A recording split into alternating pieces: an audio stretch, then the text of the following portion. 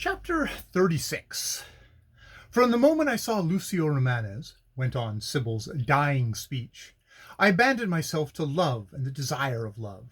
I had heard of him before from my father, who had, as I learned to my shame, been indebted to him for monetary assistance. On the very night we met, my father told me quite plainly that now was my chance to get settled in life. Marry Romanes or Tempest, whichever you can most easily catch, he said. The prince is fabulously wealthy, but he keeps up a mystery about himself, and no one knows where he actually comes from. Besides which, he dislikes women. Now Tempest has 5 millions, and seems an easy-going fool. I should say you should better go for Tempest. I made no answer, and gave no promise either way. I soon found out, however, that Lucio did not intend to marry, and I concluded that he preferred to be the lover of many women, instead of the husband of one. I did not love him any the less for this. I only resolved that I would at least be one of those who were happy enough to share his passion. I married the man Tempest, feeling like many like many women I knew, I should, when safely wed, have greater liberty of action. I was aware that most modern men prefer an amour with a married woman to any other kind of liaison, and I thought Lucio would have readily yielded to the plan I had preconceived, but I was mistaken. And out of this mistake comes all my perplexity, pain, and bewilderment. I cannot understand why my beloved beyond all word or thought, should scorn me and repulse me with such bitter loathing. It is such a common thing nowadays for a married woman to have her own lover, apart from her husband de convenance. The writers of books advise it. I have seen the custom not only excused, but advocated over and over again in long and scientific articles that are openly published in leading magazines. Why then should I be blamed or my desire considered criminal? As long as no public scandal is made, what harm is done? I cannot see it. It is not as if there were a God to care. The scientists say there is no God. I was very startled just now. I thought I heard Lucio's voice calling me. I have walked through the rooms, looking everywhere, and opened my door to listen, but there is no one. I am alone. I have told the servant not to disturb me till I ring. I shall never ring. Now I come to think of it, it is singular that I have never known who Lucio really is. A prince, he says, and that I can well believe, though truly princes nowadays are so plebeian and common in look and bearing that he seems too great to belong to so shabby a fraternity. From what kingdom does he come? To what nation does he belong? These are questions which he never answers, save equivocally. I pause here and look at myself in the mirror. How beautiful I am! I note with admiration the deep and dewy luster of my eyes and their dark silky fringes. I see the delicate coloring of my cheeks and lips, the dear rounded chin with its pretty dimple, the pure lines of my slim throat and snowy neck, the glistening wealth of my long hair. All this was given to me for the attraction and luring of men. But my love, whom I love with all this living, breathing, exquisite being of mine, can see no beauty in me, and rejects me with such scorn as pierces my very soul. I have knelt to him, I have prayed to him, I have worshipped him, in vain. Hence it comes that I must die. Only one thing he said that had the sound of hope, though the utterance was fierce and his looks were cruel. Patience, he whispered, we shall meet ere long. What did he mean? What possible meeting can there be now, when death must close the gate of life, and even love would come too late?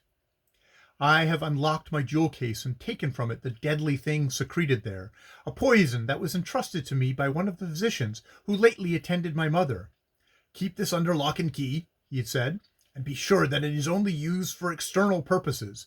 There is sufficient in this flash to kill 10 men, if swallowed by mistake. I look at it wonderingly. It is colorless, and there is not enough to fill a teaspoon.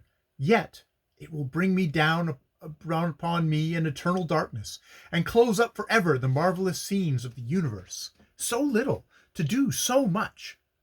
I have fastened Lucio's wedding gift round my waist, the beautiful snake of jewels that clings to me as though it were charged with an embrace from him.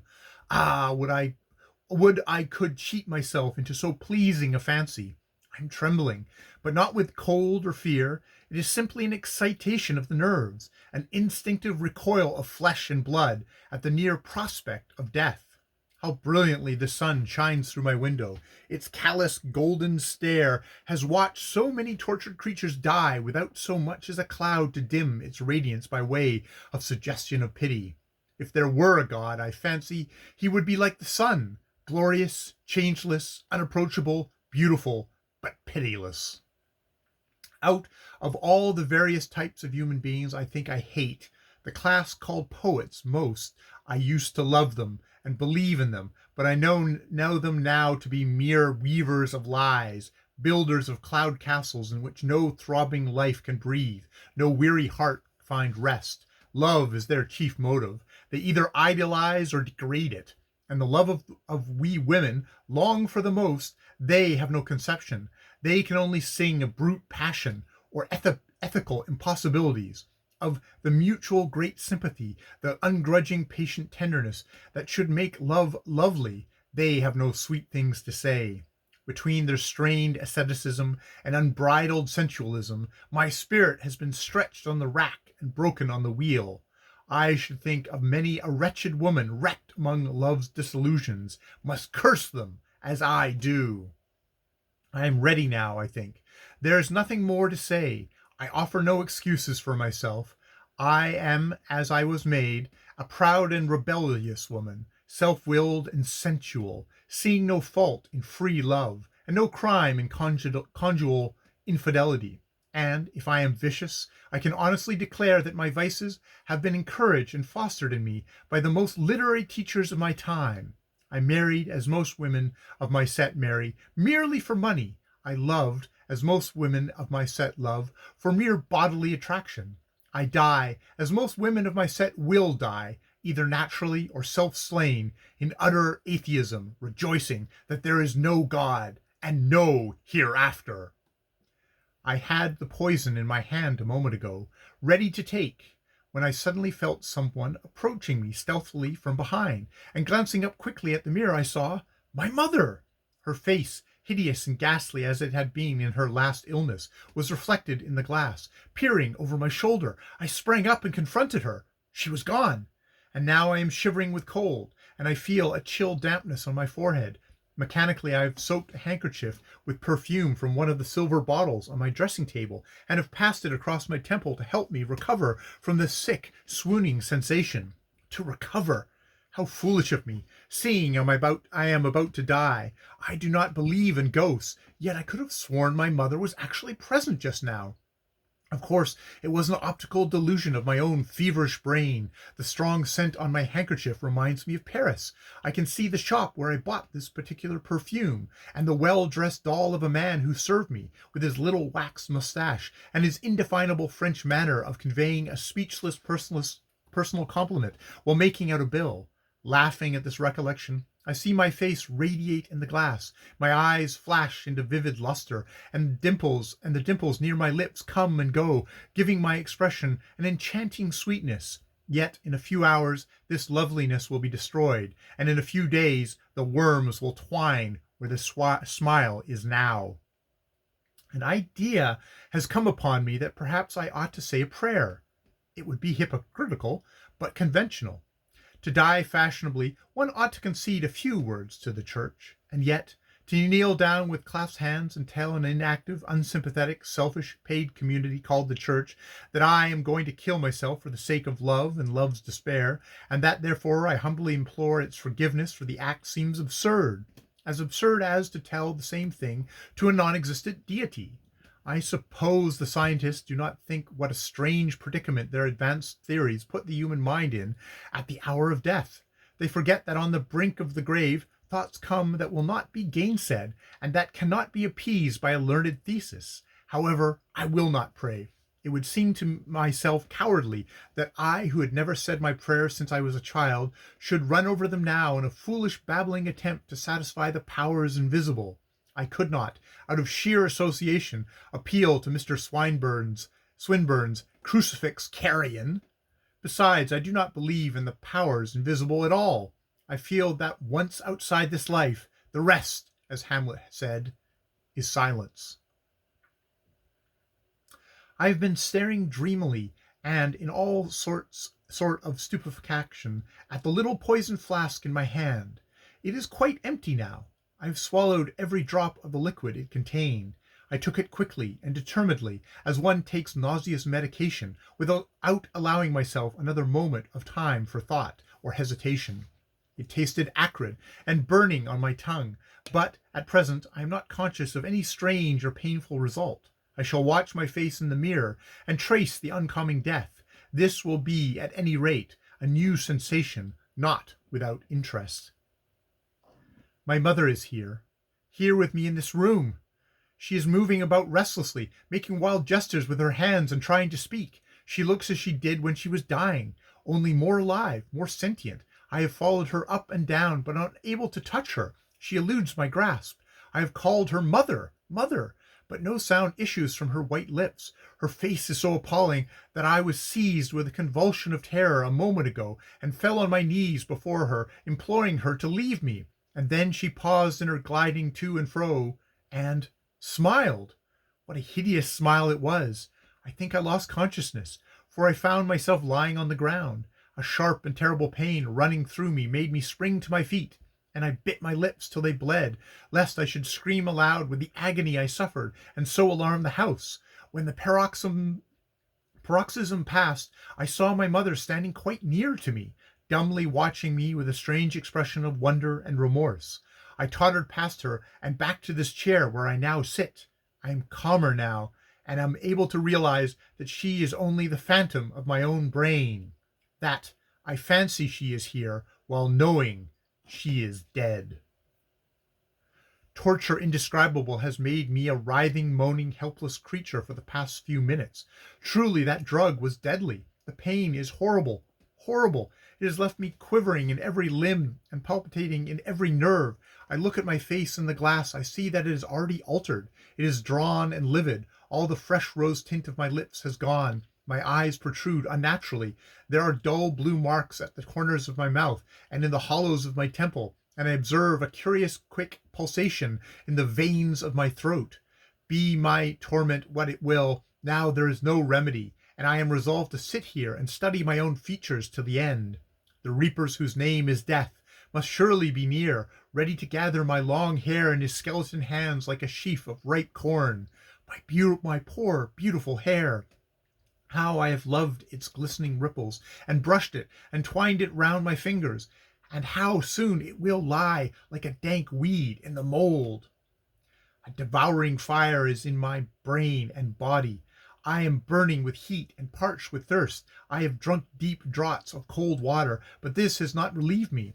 The sun glares in upon me like an open furnace. I have tried to rise and close the blind against it, but I find that I have no force to stand upright. The strong radiance blinds me. The silver toilet boxes on my table glitter like so many points of swords. It is by a powerful effort of will that I am able to continue writing. My head is swimming round. There is a choking sensation in my throat. A moment since I thought I was dying, torn asunder as it were by the most torturous pangs. I could have screamed for help, and would have done so had voice been left me. But I cannot speak above a whisper. I mutter my own name to myself, Sybil, Sybil, and can scarcely hear it. My mother stands beside me, apparently waiting. A little while ago I thought I heard her say, "Come, Sybil, come to your chosen lover." Now I am conscious of a great silence everywhere. A numbness has fallen upon me, and a delicate respite from pain.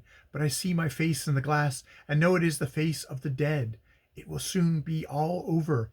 A few more uneasy breathings, and I shall be at rest. I am glad, for the world and I were never good friends. I am sure that if we could know, before we were born, what life really is, we should never take the trouble to live.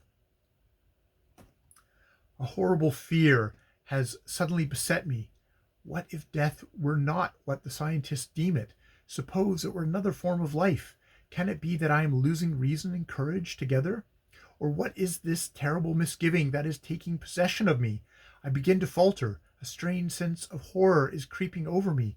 I have no more physical pain, but something worse than pain oppresses me, a feeling that I cannot define. I am dying, dying. I repeat this to myself for comfort. In a little while I shall be deaf and blind and unconscious. Why then is the silence around me now broken through by sound? I listen, and I hear distinctly the clamor of wild voices mingled with a sullen jar and roll as of distant thunder. My mother stands closer to me. She is stretching out her hand to touch mine. O God, let me write while I can. Let me yet hold fast the thread which fastens me to earth. Give me time before I drift out, lost in yonder blackness and flame. Let me write for others the awful truth as I see it. There is no death, none. I cannot die. I am passing out of my body. I am being wrenched away from it inch by inch in inexplicable mystic torture. But I am not dying. I am being carried forward into a new life, vague and vast. I see a new world full of dark forms, half-shaped yet shapeless. They float towards me, beckoning me on. I am actively conscious. I hear, I think, I know. Death is mere human dream, a comforting fancy. It has no real existence. There is nothing in the universe but life. Oh, hideous misery! I cannot die. In my mortal body I can scarcely breathe. The pen I try to hold writes of itself rather than through my shaking hand. But these pangs are the throes of birth, not death. I hold back. With all the force of my soul, I strive not to plunge into that black abyss I see before me. But my mother drags me with her. I cannot shake her off. I hear her voice now. She speaks distinctly and laughs as though she wept. Come, Sybil, soul of child I bore, come and meet your lover. Come and see upon whom you fixed your faith. Soul of the woman I trained, return to that from whence you came. Still I hold back. Nude and trembling, I stare into a dark void, and now there are wings about me, wings of fiery scarlet. They fill the space, they enfold me, they propel me, they rush past and whirl around me, stinging me as with flying arrows and a shower of hail. Let me write on with this dead fleshy hand. One moment more time, dread God. One moment more to write the truth, the terrible truth of death, whose dark secret life is unknown to men. I live. A new, strong, impetuous vitality possesses me, though my mortal body is nearly dead. Faint gasps and weak shudderings affect it still, and I, outside it, and no longer of it, propel its perished hand to write these final words. I live. To my despair and horror, to my remorse and agony, I live on the unspeakable misery of this new life, and worst of all, God whom I doubted, God whom I was taught to deny, this wronged, blasphemed, and outraged God exists, and I could have found him had I chosen. This knowledge is forced upon me as I am torn from hence. It is shouted at me by 1,000 wailing voices. Too late, too late! The scarlet wings beat me downwards. These strange, half-shapeless forms close round and drive me onwards to a further darkness, amid wind and fire. Serve me, dead hand, once more ere I depart. My tortured spirit must seize and compel you to write down this thing unnameable, what earthly eyes may read, and earthly souls take timely warning. I know at last whom I have loved, whom I have chosen, whom I have worshipped. O God, have mercy. I know who claims my worship now and drags me into yonder rolling world of flame. His name is... Here the manuscript ended, incomplete and broken off abruptly, and there was a blot on the last sentence, as though the pen had been violently wrenched from the dying fingers and hastily flung down.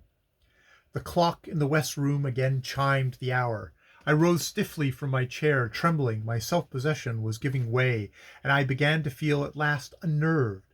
I looked askance at my dead wife, she whom with superhuman dying effort had declared herself to be yet alive, who, in some unimaginably strange way, had seemingly written after death, in a frantic desire to make some appalling declaration which nevertheless remained undeclared. The rigid figure of the corpse had now real terrors for me. I dared not touch it. I scarcely dared look at it. In some dim, inscrutable fashion, I felt as if scarlet wings environed it, beating me down, yet pressing me on, me too, in my turn. With the manuscript gathered close in my hand, I bent nervously forward to blow out the wax lights on the toilet table. I saw on the floor the handkerchief, odorous with the French perfume the dead woman had written of. I picked it up and placed it near her where she sat, grinning hideously at her own mirrored ghastliness. The flash of the jeweled serpent round her waist caught my eyes anew as I did, and I stared for a moment at its green glitter, dumbly fascinated. Then, moving stealthily, with the cold sweat pouring down my back and every pulse in me rendered feeble by sheer horror, I turned to leave the room. I reached the portiere and lifted it. Some instinct made me look back at the dread picture of the leading society beauty, sitting stark and livid pale before her own stark and livid pale image in the glass. What a fashion plate she would have made now, I thought, for a frivolous and hypocritical ladies' paper. "You say you are not dead, Sybil," I muttered aloud. "Not dead, but living. Then, if you are alive, where are you, Sybil? Here, where are you?" The heavy silence seemed fraught with fearful meaning. The light of the electric lamps on the corpse and on the shimmering silk garment wrapped round it appeared unearthly, and the perfume in the room had a grave-like earthy smell. A panic seized me, and dragging frantically at the portiere till all its velvet folds were drawn thickly together, I made haste to shut out from my sight the horrible figure of the woman whose bodily fairness I had loved in the customary way of sensual men, and left her without so much as a pardoning or pitying kiss of farewell on the cold brow. For, after all, I had myself to think of, and she was dead. End of chapter 36 of The Srrws of Satan.